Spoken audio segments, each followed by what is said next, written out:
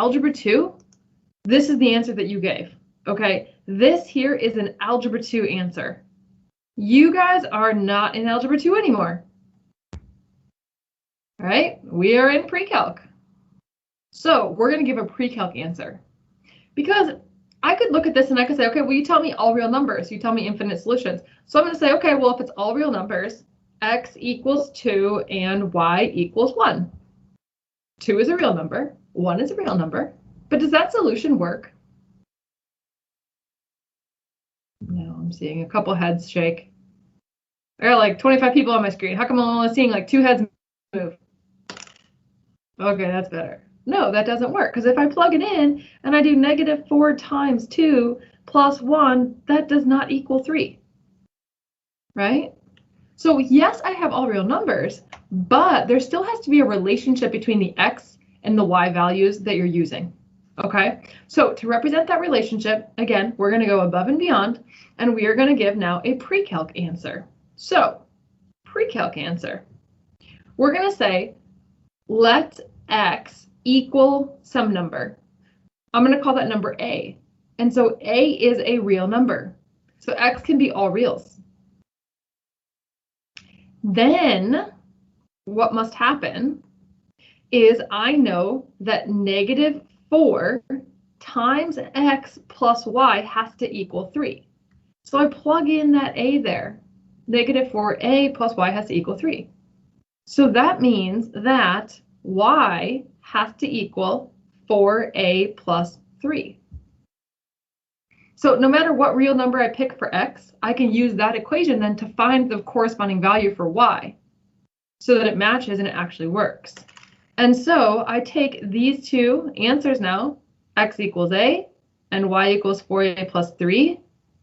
And those are in terms of a, and I write that solution out.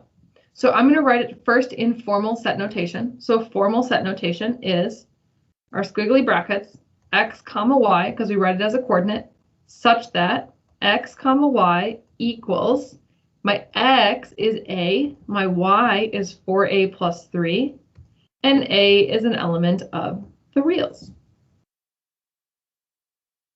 Okay, that's the formal set notation. You guys can do an informal set notation, a little bit shorter, where you just write out the coordinate, a comma 4a plus 3, comma a is an element of reals, and just put that into set notation. So either of those two answers is okay. Okay. And so we have graduated. Yes, we have graduated beyond Algebra 2. Now we are better than the Algebra 2 students. And we're going to go to be more specific and more thorough with our solution when we have infinite solutions. All right, cool. So this is a method for solving systems of equations. Now, you may have used either substitution or elimination to solve this one. So if I go back up to the top of this page here, you see that we have substitution, we have elimination as two methods for solving systems of equations. Those are the two algebraic methods that we have. We also have the method of graphing. When we're solving by graphing, we always look for the intersection. If there's no intersection, then we say no solution. In this case, if we were to graph it, we would see two lines on top of each other, which would give us infinitely many solutions. Okay. All right. Now, below that, the fourth bullet point there is row echelon form with back substitution. Okay. Well, what the heck is that? That's a new thing that we're going to learn today. And that's another method for solving systems of equations. Now, when we use row echelon form with back substitution, also it's called Gaussian elimination. Okay, so Gaussian elimination, this right here. Oh, what the heck? Okay, so Friedrich Gauss is the one who kind of came up with this idea and figured out how it works and made it apply to systems of equations. So we're going to learn that method today. And then the fifth bullet point there you see is matrices. So that's just looking into the future. We're going to be learning matrices in the future and how we can relate matrices to solving systems of equations. Okay. All right. So let's learn about row echelon form with back substitution, also known as Gaussian elimination. So first, what is row echelon form for a system of equations, and then how do we get there? So row echelon form has two criteria. The two criteria are that the leading coefficients for each of the rows, and each row represents an equation. So I can call them equations, I can call them rows. Okay, so the leading coefficient for each of the rows must be 1. So we look at our example here and we can see the leading coefficient here, that's a 1. The leading coefficient of the y is a 1. The leading coefficient of the z is a 1. Okay, that's the first criteria for row echelon form. Second criteria, we must have what we call a stair-step pattern. So a stair-step pattern means that we're going to have one, and I'm going to put or more less variables per equation or row. I'm going to say or more because it can just be a wider step. But we look, the first equation has 3 variables. The second equation has 2. The third equation only has 1. And if I draw that little thing that I just did there, you can see it looks like stairs. So we call it a stair-step pattern. Okay.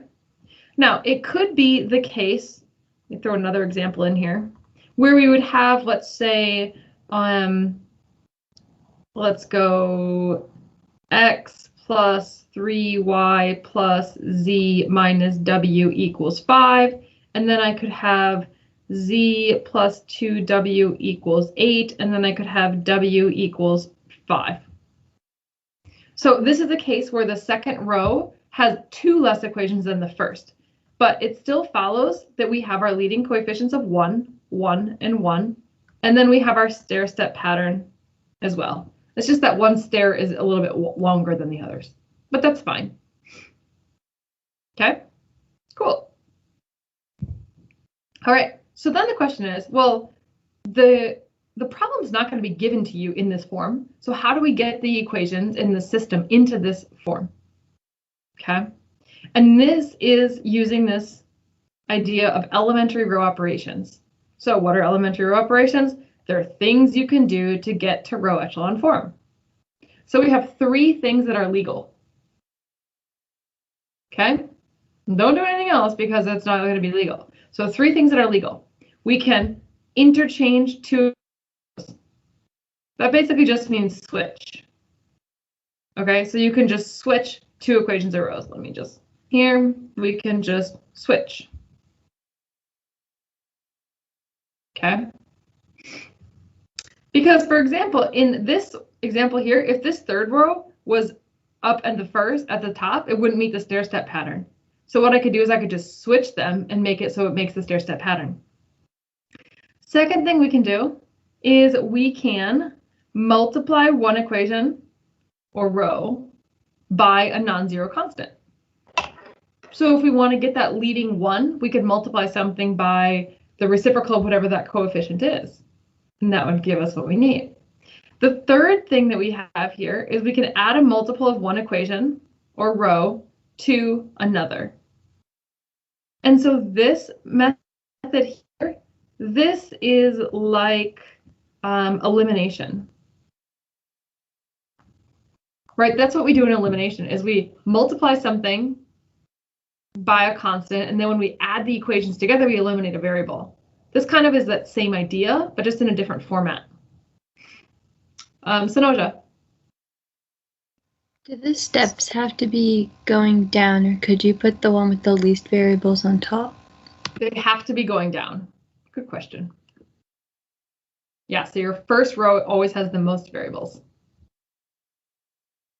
Okay, so those are the 3 operations that we're allowed to do with our system. And then we're trying to put it into this row echelon form. So I think it'll make a little bit more sense once we actually start doing it. So let's go ahead and start this example. Example number 2. So here's asking us to write this into row echelon form, and we're going to use the elementary row operations. So we're using those 3 bullet points up at the top. Okay, so there is a method to this madness. Okay, so there's a method to Gauss's madness. It's not a method that you have to follow. Sorry, there's something on my screen. I had to get it off. Okay. All right. So there's not only one method, okay? But if you kind of keep these 3 or actually 2 goals and then repeating those 2 goals in mind, it helps you more efficiently get to the solution that you need. Okay, so I'm going to make a list here of our goals. So the first goal that you want to do, since we have to have leading coefficients of 1, your first goal is to get a leading 1 in the first row, in row 1. Okay, so in our example here, that means this 3x here, we want that 3x to become a 1. So we have a couple options. We could do this method here. We could just multiply that first equation by 1/3. If I multiply by 1/3, then that's going to make that a 1x to start. But then I'm going to get a fraction here, and I'm going to get a fraction here, and I'm going to get a fraction here. There's nothing wrong with fractions. Fractions are our friends, but if we can avoid them, maybe some days we avoid them. Okay? So we're going to avoid the fraction. So I'm going to choose something else. I'm going to use this first one, the green, interchange 2 equations or rows. Because look at this third equation. The third equation already has a leading 1. So what I'm going to do is I'm going to switch my third and my first equation so that my leading 1 moves up to the top as my first row where I want it. Okay, so here's the switch method. And what you're going to do on the side, you're going to put just a little double arrow and you're going to write switch. This is what I call side work. You must show your side work. This is required. If you don't have side work, I won't even grade it. Won't even grade it. Automatic 0, because it's too much work for me to go through it and figure out what you did. So you must show your side work. It's just like showing your steps. Okay, so we're going to switch those two. So we're going to start by rewriting. So now my third row becomes my first row. So my first equation now is x plus y plus z equals 6. All right, move the third one to write it first. Now I'm going to keep the second one the same. So I'm going to write 2x minus y plus z equals 3. And then my third row is now the 3x plus y minus z equals 2. Okay. So I've reached my first goal. My first goal was to get a leading 1 right here. And we have a leading 1. So goal number 1, check. Moving on to goal number 2. So what's goal number 2? Goal number 2 is to use the leading 1. Okay, use the leading 1. That is very, very, very important. Use the leading 1. Don't try and do it before you get that leading 1. Use the leading 1 to eliminate the variables in the column. The variables, I'll say the variables below in the column, so that we can make our stair step. Because our stair step would require us to get rid of this 2x. We need that 2x to become a 0. So let's start there. We also need the 3x in the third one to become a 0, but let's start with the 2x. So what we're going to do is we're going to use this method. Add a multiple of one equation to another. Okay, so what we're going to do is we're going to multiply. We're using the first row because that's where our leading 1 is. So we're going to take row 1. If I multiply row 1 by a -2,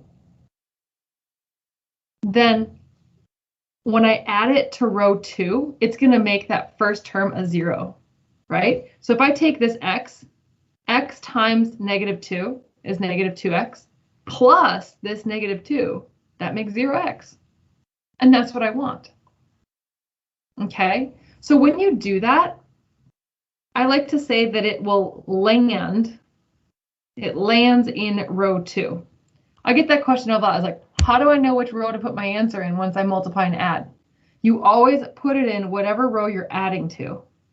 So I'm adding it to row 2, so it lands in row 2. Okay, let me scoot this up to give myself some space. All right, so I have colors, so I'm going to use different colors for every single one of my different steps. If it helps you to just draw a line, oops, I wanted to draw that in black. If it helps you to just draw a line here for your next step, that's fine to kind of separate the 3 equations from the 3 equations. But I have colors, so I'm going to use colors. So my first row stays the same, x plus y plus z equals 6. Now, my second row, this one changes. I'm going to go really slow through this to make sure everybody follows. So we take this x, we multiply it by -2. So x times -2 is -2x. And I add it to the x's, 2x. That makes 0x. So that first term there, this is going to be 0x. Now I do that with the y's.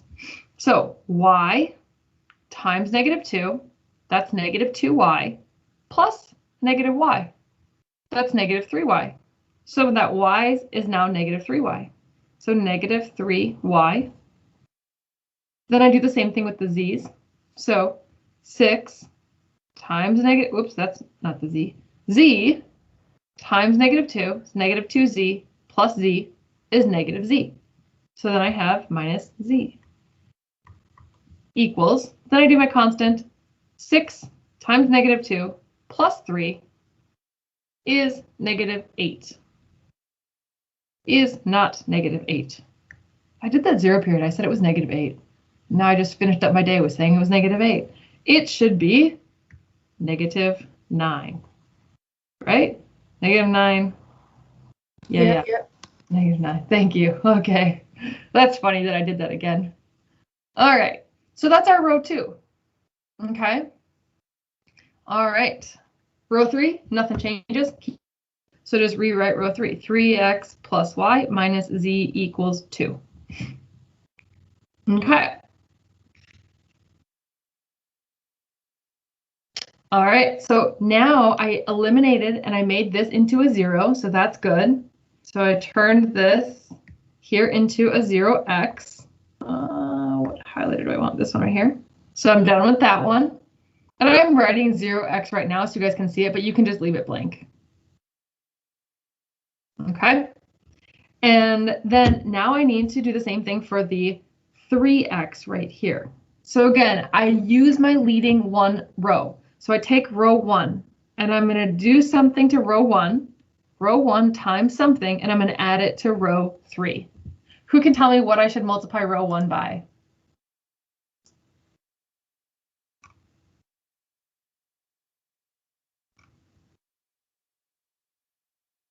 All right, let's go with Tayo. -3. Perfect. And that's going to eliminate the x's there. So my first row is going to stay exactly the same. I'm going to go up here now. So I have x plus y plus z equals 6. My second row, I'm not going to write the 0x here, is -3y minus z equals -9. And now I'm going to multiply by -3. So my first term is going to end up being 0x. Go ahead and figure out the rest of that row. And then I'll call on someone to give me the answer.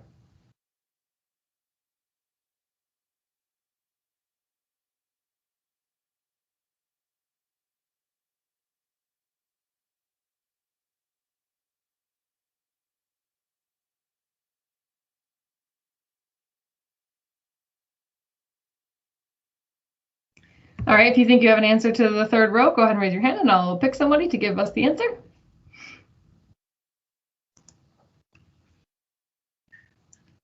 All right, Marie, go ahead. -2 minus 4z equals -16. Did you say -2y? Sort of cut out, but you guys agree with that? All right, cool.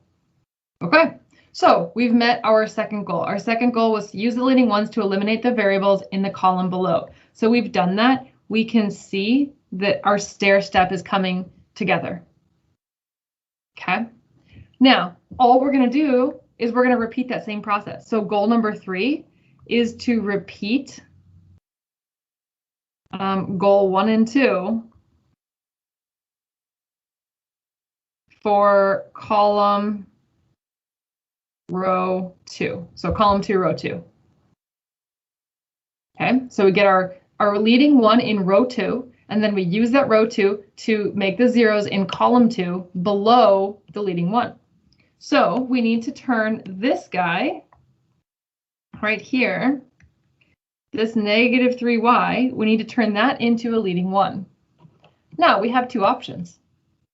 Okay, I could use the multiply method, and I could just say, well, I'm going to multiply this whole row by negative 1/3. Well, if I multiply by negative 1/3, that's going to make this into a 1. I'm going to have a fraction here. That's not that big of a deal. And this will still be a whole number. And then my second option is I could switch row 3 and row 2, switch those, and then I could multiply this row by negative 1/2, and then I won't end up with any fractions. No fraction, one fraction, doesn't really matter, right? Whatever you want. All right, so let's see, who would like to pick? How about Eon? What would you like to pick? Would you like to multiply by negative 1/3 to row 2? Or would you like to switch and multiply by negative 1/2? Switch and multiply by negative 1/2. All right, every single class period today chose that method. Doesn't matter. So now your question? Yeah, why couldn't you just switch y and z to make z the first letter, and then you have a negative 1, and then you don't have to do the other steps? You could do that. That would be fine. And then just make sure you'd switch them in all of the equations so everything stays lined up. So you could do that. Usually we just keep them in the order of alphabetical. But you could do that, and you're still going to get to the same answer in the end. Cool. Very creative idea. All right, so I am switching. So I'm putting switch right here in my side work. And now my second equation becomes my third, and my third becomes my second. So now I have negative 2y minus 4z equals negative 16. And then I have negative 3y minus z equals negative 9. And then we already said we're going to multiply this row 2. We're just multiplying it by negative 1/2. We're not adding it to anything, so just write that side work right next to it. Okay? All right, so then I have x plus y plus z equals 6. And then I get y plus 2z equals 8. And then I have negative 3y minus z equals negative 9. Make sure I did all that right. Sorry, I'm trying to read this message from Zijing.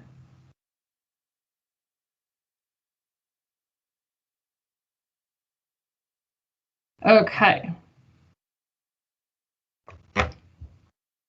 So I met my second goal of my first goal of my second set. I got my leading one.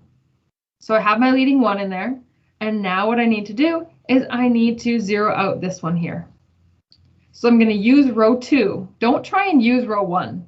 If you use row 1, you're going to add terms into your third row. So use the leading one directly above the ones you're trying to zero.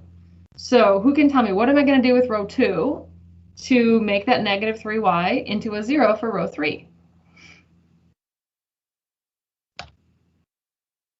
Victoria. You'll multiply row 2 by 3. Perfect. And then add it to Row 3. Perfect. All right, so row 1 and row 2 are going to stay the same. Row 3 is going to change. So go ahead and fill that in, and then raise your hand if you'd like to tell me the new row 3.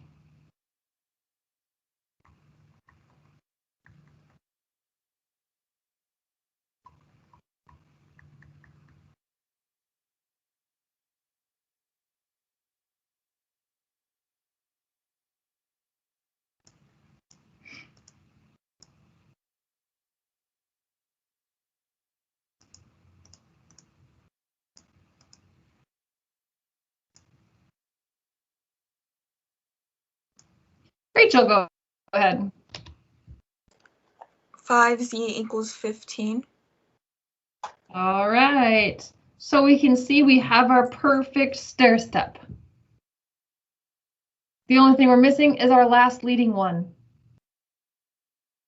Okay, so our last thing we need to do is we need to turn this 5z into just a 1z. So a 1z, haha, like a baby.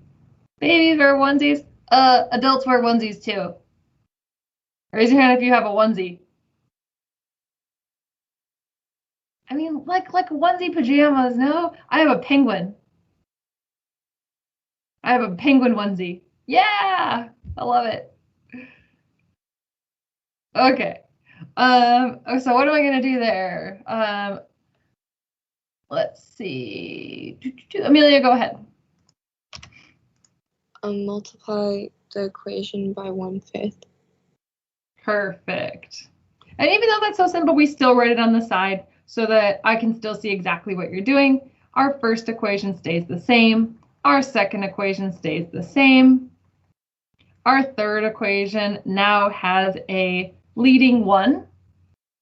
So we have our leading ones, we have our stair-step pattern, and we have found row echelon form. So I'm just going to write REF next to it. That is our row echelon form. Okay.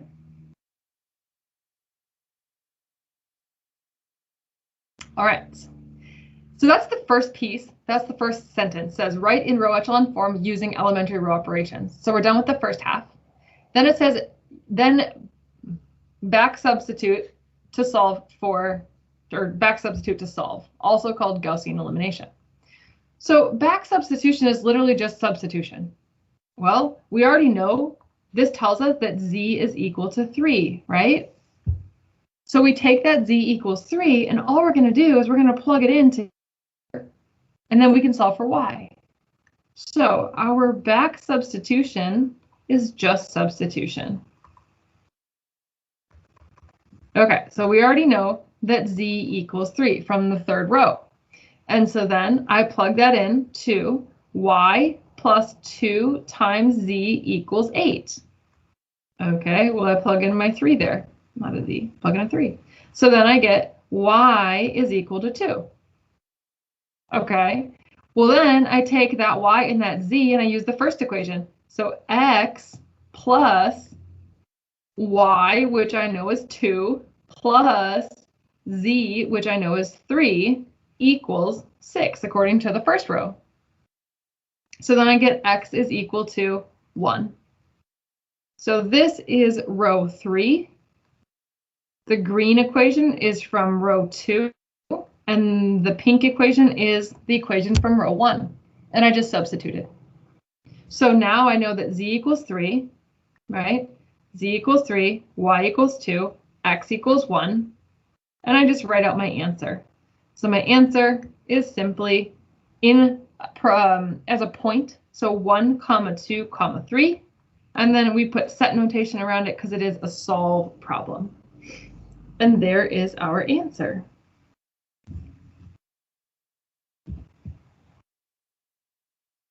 Amelia.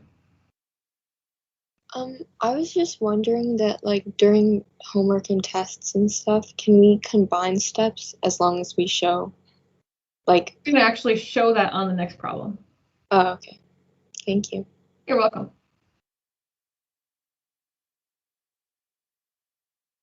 Okay, any other questions about this problem?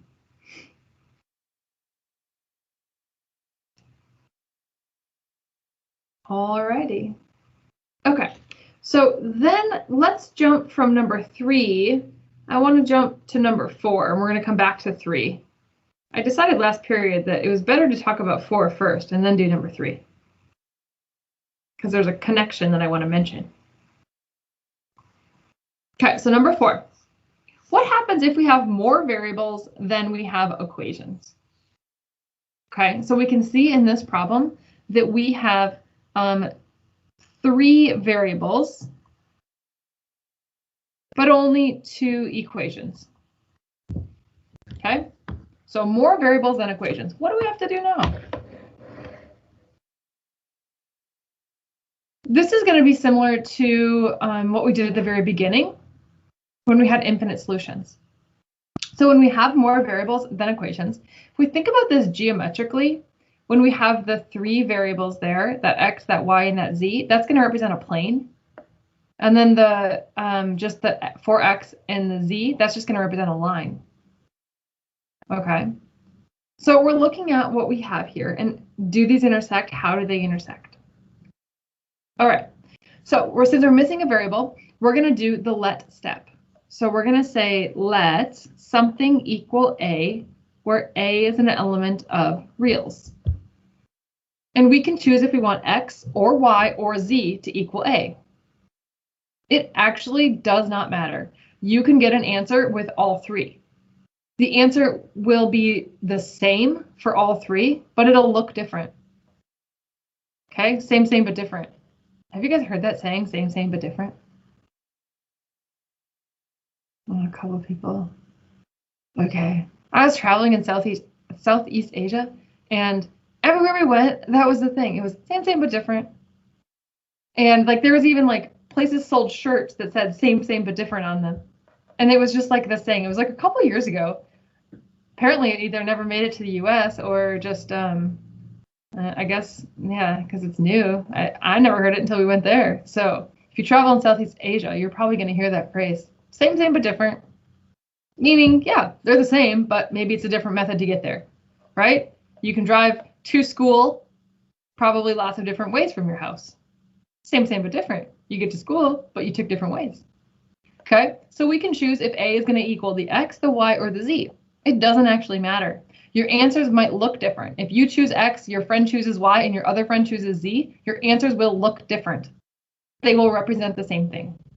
Okay? All right. 2 out of the 3 are easier than the third. Okay, so I want to know which one is the hard one. Is it x, is it y, or is it z? Which one's the hard one and why? And when I say hard, it's not really that hard. It's just more work. Let's see.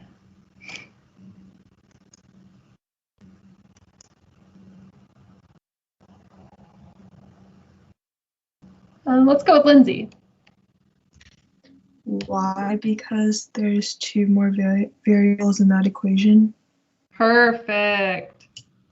So if I pick the y there, then that doesn't allow me to just solve for x after I plug in a for y, because it's x and a z. So y is going to be the more work method. Again, it's not really hard. I did it during 3rd period, I think I showed it, because somebody was asking to see how you would do it. But it's just going to be more work. So let's pick x or pick z. I'm just going to pick x. So if I say let x equal a, then what I have, I'm going to use my second equation. So the second equation, I can say, is it 4 times a minus z equals 0? All right, so that means that z is equal to 4a. So now I have my x and now I have my z, and then I can plug into the top equation. So then I have x, and then I have minus y, and then I have plus 4 times z equals 3, and I plug in my z as 4a. All right, and then I just have to solve that for y, because remember that a is a constant, so I end up with then y is equal to 17a minus 3. So now I have all 3 parts that I need. I have x, I have z, and I have y. So I just go ahead and I write that out in order of x, y, z. A, 17a minus 3, 4a. A is an element of reals, and there we go.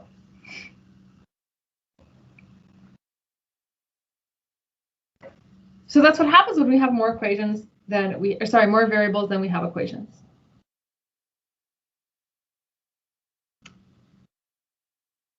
Okay. All right. Now we're going to go back to question number 3. So question number 3, we are asked to solve using Gaussian elimination again. Okay. First goal. Who can tell me what's my first goal? Sanoja. Get the leading coefficient of the first row to be 1. Perfect. And, oh, you're welcome. It's already a 1. So we don't have to do anything. All right, what's my second goal?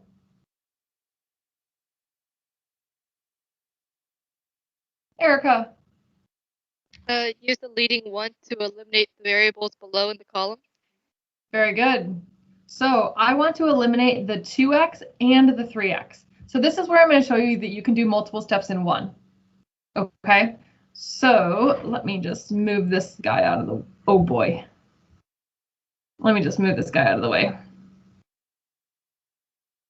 Move you over here. Okay, cool. So we're gonna do this 2 steps in one because we need to change row 2 and we need to change row 3, but they're independent of each other. So to change row 2, all right, real quick, who can tell me, how do I change row 2? And then I'll take someone to tell me row 3. Marie, go ahead. Multiply row 1 by -2 and add it to row 2. All right, so I can write that there. That's my side work. And then on the same line, I'm going to show a second side work arrow. Okay, so for that third equation then, what do I do for that third equation? Let's see.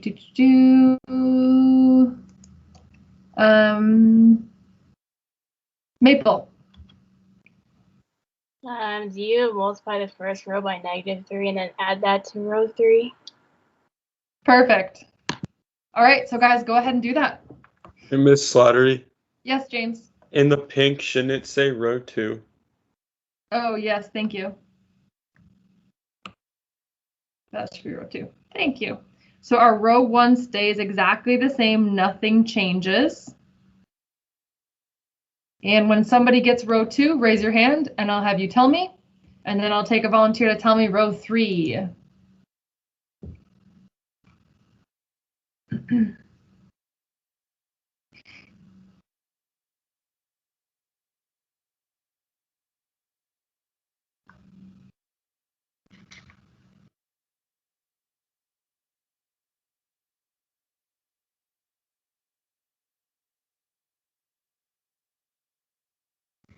All right, Rachel? -y plus 15z equals 13. All right, you guys agree with that for row 2? Okay, cool. And then for row 3, James, is your hand up from before or is it up for now? My hand was up from before. I was still working on row 2 when you called on me. So. Okay, cool. All right, let's have June.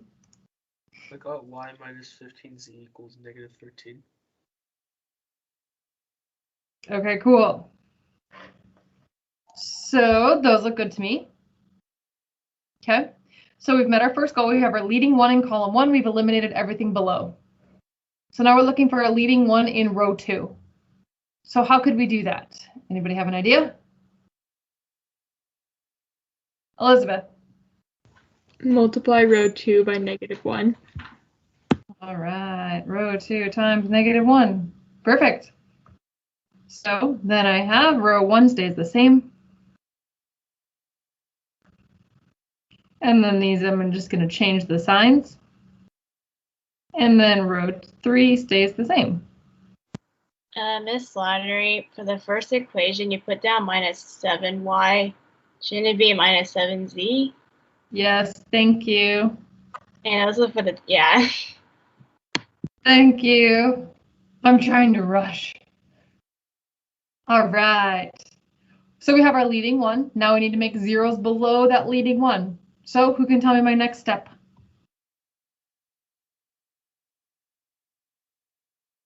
Miley. You multiply row 1 by -1/2. So we only want to use the leading 1 row to multiply. Oh, by -1, and then you add row 3. Very good. Because if we use the first row, then we're going to end up getting more x's right here, and we don't want to do that. Okay. All right, so we do that. And then I have x plus 2y minus 7z equals -4. Second one stays exactly the same. And who can tell me my new third row?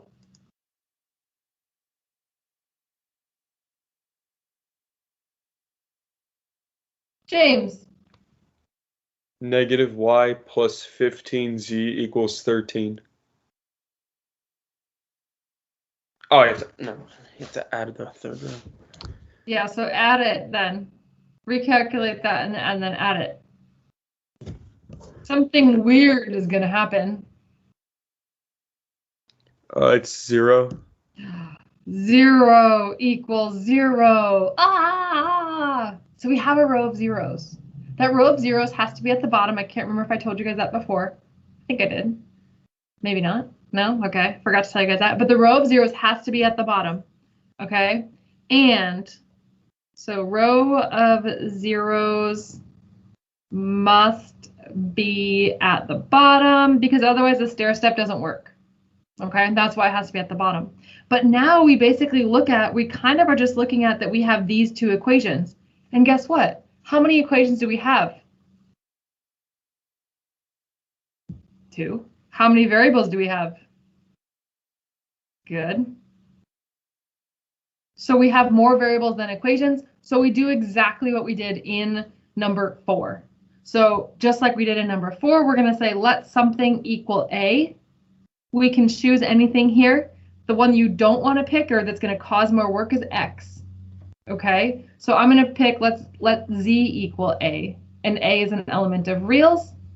And then you just finish it up this way. I know we're over time, so if you need to go ahead. You can finish watching the recording the last minute.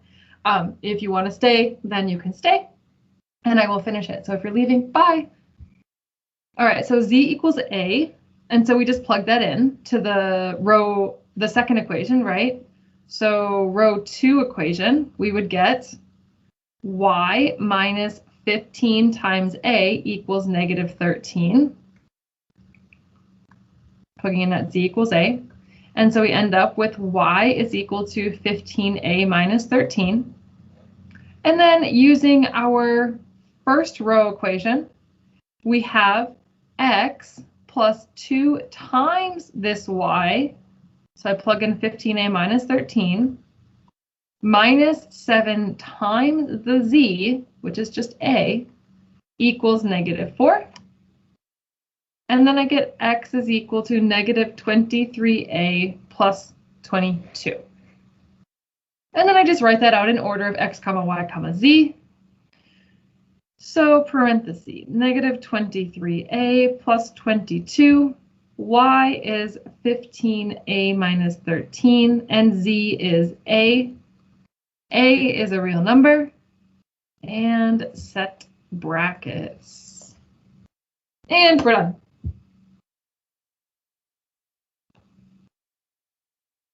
All right, I know that this day of notes, even though it's only 4 problems that we do, it takes a long time because that's quite a long process for the to do the row echelon form and to understand what's happening.